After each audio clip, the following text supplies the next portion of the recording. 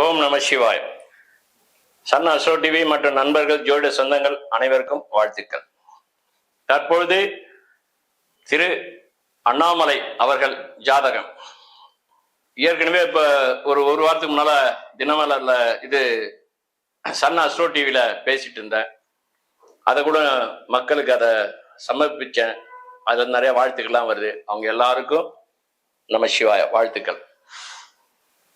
தற்போது அண்ணாமலை அவர்கள் ஜாதகப்படி, அதாவது நல்லா சொல்லிடுறேன்,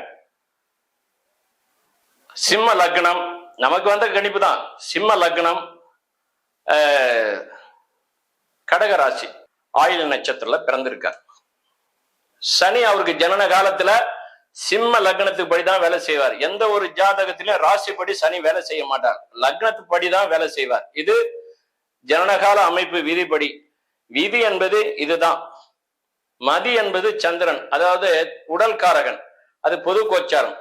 இப்ப இந்த பொது கோச்சாரமும் ஜனனகாலமும் எப்படி இணைச்சி வருது இந்த வக்ர பயிற்சி அப்படிங்கிறது தான் இந்த சனியுடைய வக்ரம். அவரு ஜனனகாலத்திலே சனி வக்ரமாகி தன்னுடைய 3வது வீடான துலாராசியில் உச்சம்பல நிலையோடு வக்ரம் பெறுகிறார்.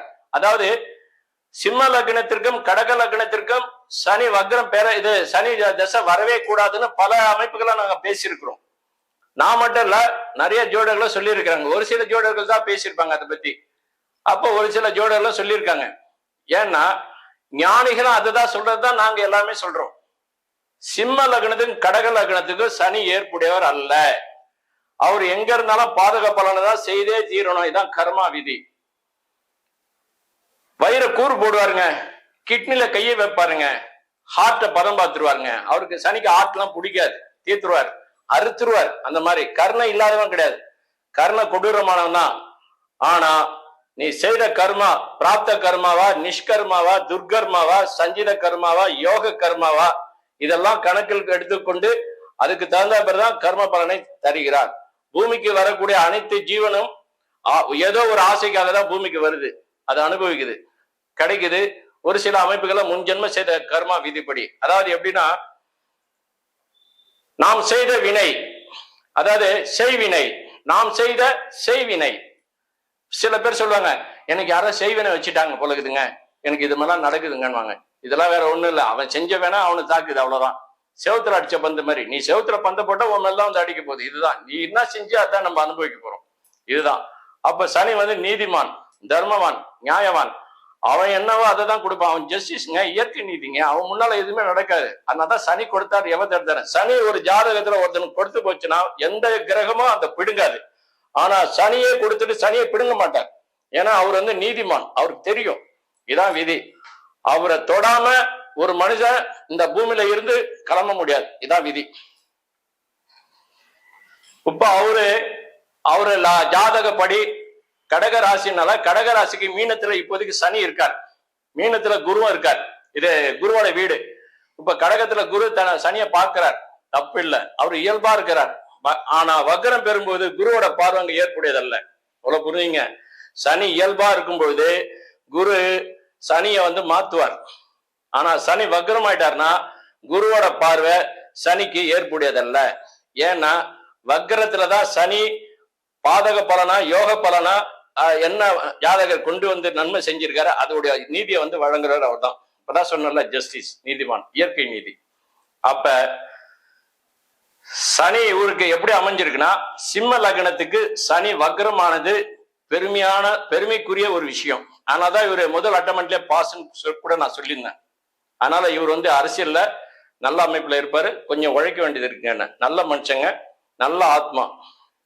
இவர் ஒரு நல்ல ஒரு இது குழந்தை மாதிரி பேசுவார் கூட சொல்லியிருந்தேன். இவரை புரிஞ்சுக்கிறது ரொம்ப கஷ்டம். ஆனா பழகிட்டாக நல்ல மனுஷன். இதான் விதி. 2வது, இப்போதைக்கு இவர் சனி வக்ரமாவது பாருங்க, அது இவருக்கு யோகம்.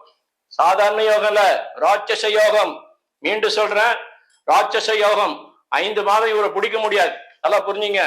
குரு வக்ரமாவது பத்தி கவலையே கிடையாது. ஏற்கனவே ஜாதகத்துல குரு வக்ரமாயிருக்காரு. அதனால அந்த குரு பலனும் நல்லா செய்வாரு, சனியும் நல்லா செய்ய போறாங்க. இந்த ஆண்டு இவருக்கு சனி இந்த வக்ர பயிற்சி, குரு பயிற்சி சூப்பர்.